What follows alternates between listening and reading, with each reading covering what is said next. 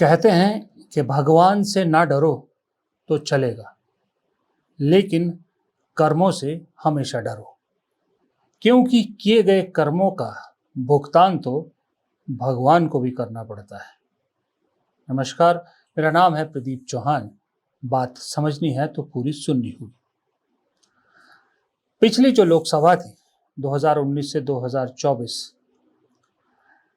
उस लोकसभा में दो ऐसे हादसे हुए जो भारतीय संसदीय इतिहास में बहुत काले अक्षरों में लिखे जाएंगे, बहुत शर्मिंदा करने वाले थे। एक था वो जब रमेश बिधूड़ी ने दानिश अली के बारे में अपशब्दों का इस्तेमाल संसद के पटल पर खड़े होकर किया था, और दूसरा था वो इंसिडेंस जब इस देश की वरिष्ठतम सांसदों में से एक, उम्र के हिसाब से भी वरिष्ठतम सांसदों में से एक, एक्सपीरियंस के हिसाब से भी वरिष्ठतम सांसदों से एक, स्टेटस के हिसाब से भी सोनिया गांधी को तत्कालीन मोदी सरकार की मंत्री स्मृति ईरानी ने चिल्लाते हुए सदन में घेरा था। उससे पहले वो दृश्य आप सबको याद होगा जब सदन में स्मृति ईरानी चिल्लाते हुए कह रही थी कि माफी मांगो सोनिया गांधी, माफी मांगो सोनिया गांधी। वो दृश्य कोई भूल नहीं सकता। जब भी संसद की गरिमा तार तार होने वाली इंसिडेंट्स की लिस्ट बनेगी तो ये जो दो इंसिडेंट्स मैंने आपको गिनाए हैं, ये ऊपर, सबसे ऊपर में से आएंगे। लेकिन जैसा मैंने पहले कहा ना कि कर्मों से डरना चाहिए, क्योंकि कर्मों की सजा तो भगवान को भी भुगतनी पड़ती है। और एक बड़ी पुरानी कहावत और है कि जैसी करनी वैसी भरनी, यानी जो करोगे वो भुगतोगे। उस वक्त जब सोनिया गांधी माफी मांगो, वो जो स्मृति ईरानी चिल्ला रही थी, वो स्मृति ईरानी कम, स्मृति ईरानी के अंदर का घमंड बेतहाशा हावी था, बेतहाशा बोल रहा था। घमंड किस चीज का? कि उन्हें गोदी मीडिया ने जाइंट किलर का नाम दिया था, क्योंकि उन्होंने 2019 में राहुल गांधी को अमेठी से हराया था। राहुल गांधी हर बीजेपी का जो है ना रोजी रोटी जिसके नाम से चलती है, उस शख्स का नाम है राहुल गांधी। पीछे मैं कोई एक यूट्यूब चैनल देख रहा था, वहां एक बुजुर्ग पत्रकार ने बिल्कुल सही कहा कि राहुल गांधी अगर 1 महीने की छुट्टी पे चले जाए ना तो बीजेपी पगला जाए, बीजेपी का काम धंधा बंद हो जाए, क्योंकि प्रधानमंत्री से लेके छुट भैया प्रवक्ता तक किसी के पास राहुल गांधी के अलावा कोई टॉपिक ही नहीं होता बोलने के। तो स्मृति ईरानी ने उस राहुल गांधी को हराया था। कैसे हराया था वो कहानी बड़ी अलग है, कि कैसे कांग्रेस के अंदर ही बीजेपी ने अपने लोग शामिल करके कैसे पूरी साजिश रची गई थी राहुल गांधी को हराने के लिए, जो वो भाप भी गए थे। इसीलिए वायनाड से उन्होंने दूसरा चुनाव लड़ा था। खैर, लेकिन वो जो घमंड स्मृति ईरानी के चेहरे पर उस दिन झलक रहा था, उसके बाद वो दृश्य हमें और आपको दिखाए नहीं संसद टीवी पे, क्योंकि पार्लियामेंट के अंदर सिर्फ संसद टीवी रिकॉर्ड कर सकता है या दिखा सकता है। लेकिन जो बातें सुनी हमने कि किस तरह से सोनिया गांधी को घेरा उन्होंने, तब सुप्रिया सुले और प्रियंका चतुर्वेदी और महुआ मोइत्रा आई, फिर उन्होंने सोनिया गांधी को, ये जो स्मृति ईरानी और गैंग जो पूरी बीजेपी की महिला नेत्रियां थी, उनके बीच से निकाला था। वो सोनिया गांधी जो बीमार थी, जिनकी तबीयत खराब है, जो काफ़ी जो है वो अपनी तबीयत को लेकर काफ़ी सतर्क रहती हैं या बहुत चीज़ों का एक परहेज करती हैं, उन सोनिया गांधी को इस तरह से घेरा था। वो घमंड चकनाचूर ऐसे हुआ कि पूछिए मत। देखिए, और कोई देखे ना देखे, स्मृति ईरानी के इस केस में मेरा उस कहावत पर बिलीव, बहुत सॉलिड विश्वास हो गया, जिसमें कहा जाता है कि कोई देखे ना देखे, ऊपर वाला जरूर देखता है। बचपन से हमारे सबके घर वालों ने आपके कान में बात जरूर डाली होगी कि कभी भी कोई गलत काम करने से पहले ये सोच लेना कि कोई देखे ना देखे, वो ऊपर वाला जरूर देखता है। और जो ऊपर वाले के इंसाफ की जो लाठी होती है ना, उसमें आवाज नहीं होती। और वही लाठी पड़ी स्मृति ईरानी को। और गांधी परिवार ने भी रिस्क तो बहुत बड़ा लिया था, लेकिन उस रिस्क ने ऐसा जादू चलाया या ऐसा काम किया कि जो सोनिया गांधी की संसद के अंदर बेइज्जती की गई थी उसका शायद सारा मलाल धुल गया। 2024 का लोकसभा चुनाव, फिर उम्मीद स्मृति ईरानी वर्सेस राहुल गांधी। स्मृति ईरानी वहां आनंद फानन में अपना घर बनाती है, चुनाव से ठीक पहले उसका गृह प्रवेश भी करती है, फिर बड़ी बड़ी बातें करती है। कांग्रेस असमंजस में, लास्ट मोमेंट सब जो है वो अंदाज लगा रहे, कोई कह रहा प्रियंका गांधी लड़ेंगी वहां से, कोई कह रहा राहुल गांधी लड़ेंगी, कोई कह रहा है सोनिया गांधी लड़ेंगी, कोई कह रहा है फलाना लड़ेगा, कोई कह रहा है ढिमका लड़ेगा, क्योंकि राहुल गांधी ने वायनाड से पर्चा भरना तय कर लिया था। अच्छा, ओवर कॉन्फिडेंस जो है ना कई बार बहुत भारी भी पड़ जाता है, वो भी ओवर कॉन्फिडेंस बीजेपी का वहां भी दिखा। खैर, अल्टीमेटली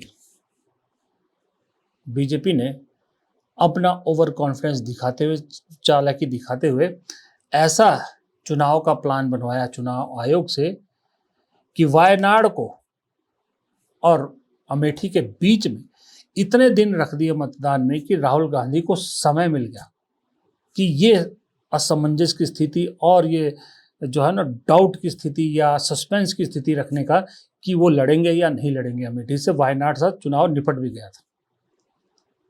फिर उन्होंने चुना ऐसे शख्स को जो उन्हें लगा था कि बहुत आइडियल कैंडिडेट है, किशोरी लाल शर्मा।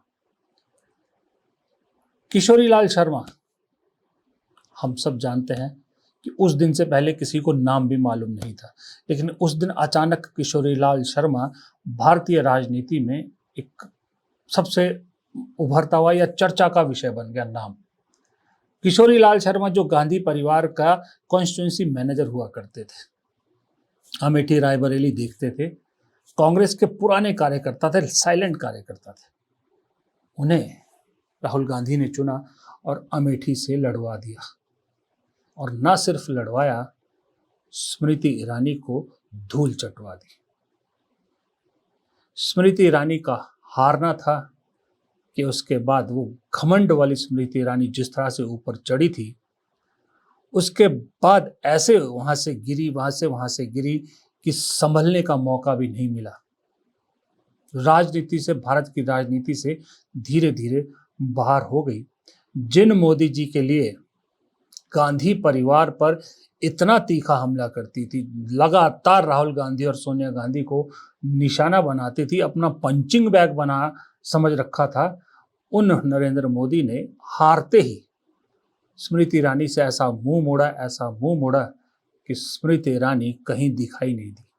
नतीजतन 1 साल के अंदर अंदर स्मृति ईरानी का ये हाल हो गया कि वापस अपने पुराने यानी टीवी पर लौट आई, वही अपने पुराने सीरियल के साथ, जिस सीरियल ने उन्हें पहचान दिलाई थी। राजनीति छोड़ के एक्टिंग की दुकान फिर से खोलनी पड़ गई। इसे कहते हैं उसका इंसाफ।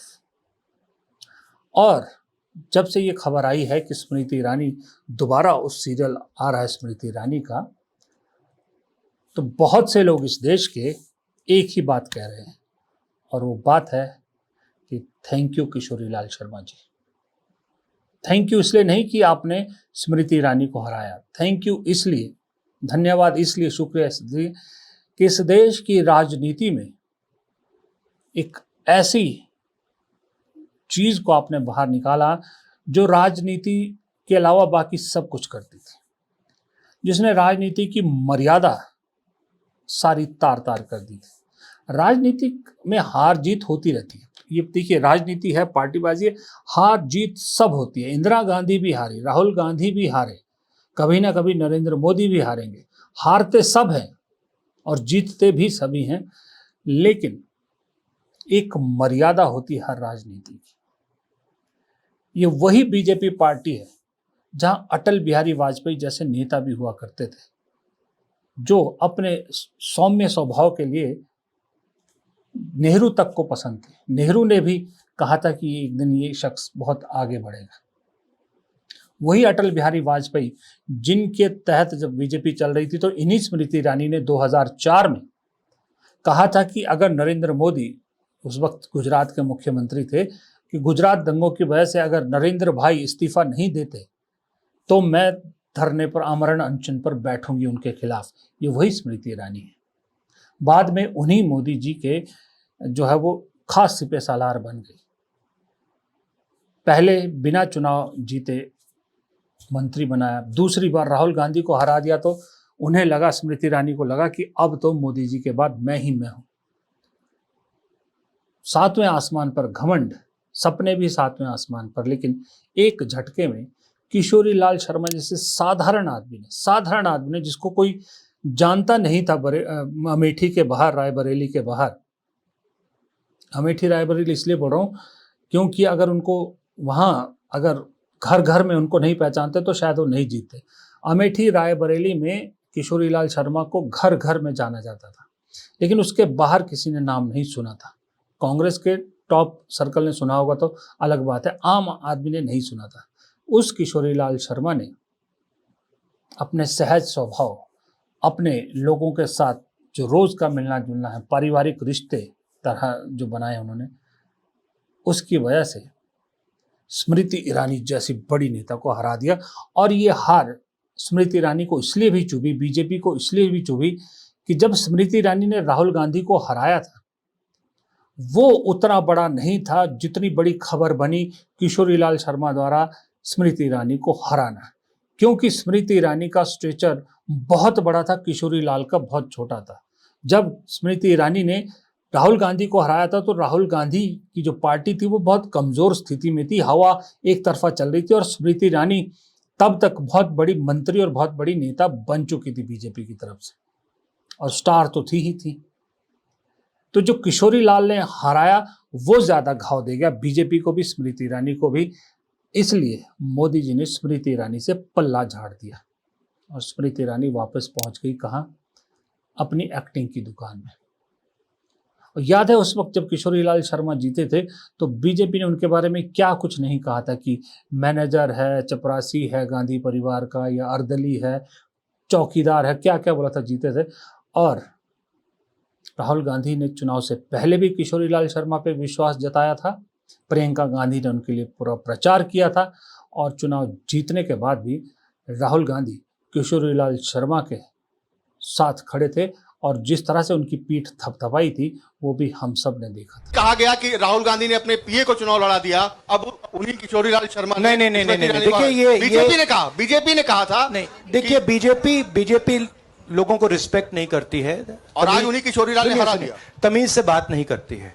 मगर किशोरी लाल शर्मा जी जो हैं वो 40 साल से अमेठी में कांग्रेस पार्टी के लिए काम कर रहे हैं, और उनका अमेठी की जनता के साथ रिश्ता है। शायद बीजेपी के लोगों को यह बात समझ नहीं आई थी कि किशोरी लाल शर्मा जी अमेठी से बहुत क्लोजली कनेक्टेड व्यक्ति हैं, और इसलिए उनकी जीत निश्चित थी। और मैं उनको कंग्रेचुलेट करना चाहता हूं कि अच्छी तरह वो जीते हैं। और उनको बारे में ये कहना कि वो पीए हैं, स्टेनो हैं, ये बिल्कुल गलत है, ये ऑफेंसिव है, ये नहीं कहना चाहिए।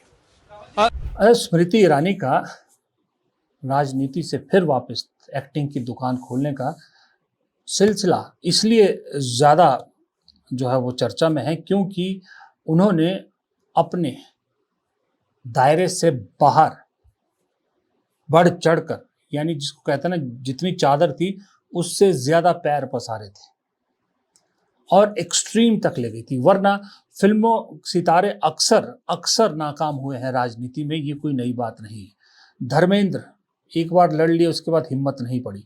सनी देओल इसी बीजेपी से सांसद थे, दोनों, धर्मेंद्र भी और सनी देओल भी, दोनों दोबारा नहीं लड़े। गोविंदा एक बार राजनीति चकली, उसके बाद वो कामयाब नहीं हुए। और लंबी फहरिस्त है, स्मृति ईरानी उसमें है। और अगला नंबर मैं आपको आज बता देता हूँ, अगला नंबर है कंगना रनौत का। कंगना रनौत का भी वही हाल होने वाला है जो इस वक्त स्मृति ईरानी का है।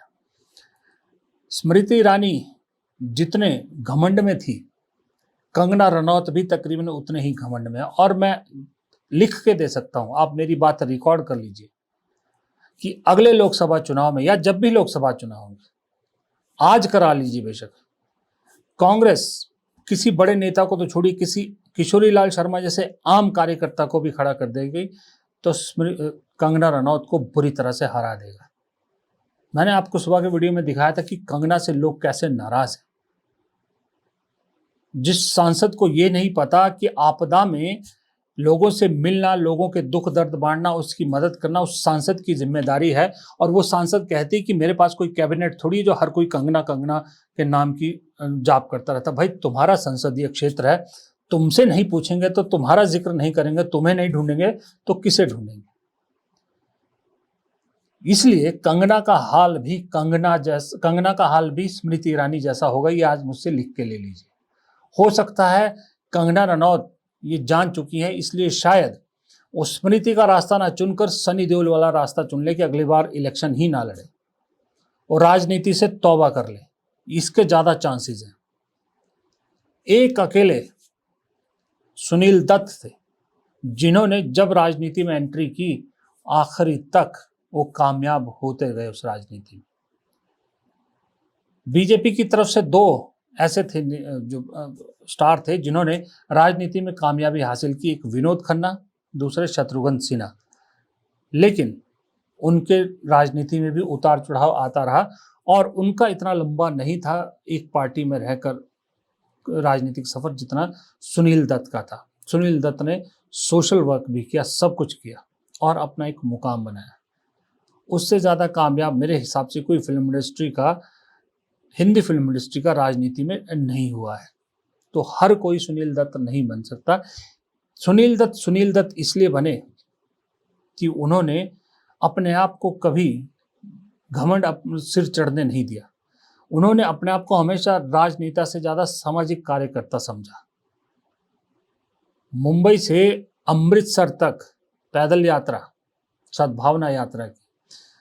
कोई भी दुख दर्द होता था, कहा जाता है कि 1993 के जो ब्लास्ट थे, मुंबई ब्लास्ट, उसमें भी कोई नेता अगर जो सबसे पहले सड़क पर उतरा था तो वो थे सुनील दत्त, लोगों के दुख दर्द समझने के। इसलिए सुनील दत्त रहे राजनीति में भी और एक्टिंग में भी। लेकिन जहां सुनील दत्त का एग्जाम्पल पॉजिटिव उस पर दिया जाएगा, वहीं पर स्मृति ईरानी का एग्जाम्पल इसलिए दिया जाएगा कि कोई भी फिल्मी कलाकार अगर राजनीति में आना चाहता है तो कुछ भी कर ले, बस वो ना करे जो स्मृति ईरानी ने किया। क्योंकि आप फेमस होते हो, आपका नाम होता है, आप पहली बार जीत जाते हो, अपने चेहरे पे अपनी उस पर जीत जाते हो जो ऑरा होता है। बहुत सी सरकारें मंत्री भी बना देती है, बहुत सारी चीज़ें दे देती है, लेकिन उसको सस्टेन कर पाना हर किसी के बस की बात नहीं होती। तो इसलिए आज फिर से एक बार, मैं नहीं कह रहा, जनता कह रही, सोशल मीडिया उठा के देखिए कि शुक्रिया किशोरी लाल शर्मा जी कि आपने सदन में से एक ऐसी शख्सियत को बाहर निकाला जो शायद सदन के लिए फिट ही नहीं थी। फिलहाल इस वीडियो में इतना। उम्मीद करता हूँ आपको वीडियो पसंद आए तो प्लीज़ वीडियो को लाइक कीजिएगा, दोस्तों से शेयर कीजिएगा, चैनल को सब्सक्राइब ज़रूर कीजिए। आप देखते हैं लेकिन चैनल को सब्सक्राइब नहीं करते हैं।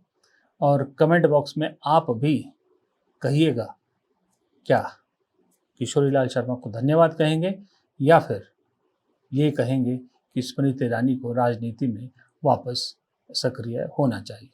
नमस्कार।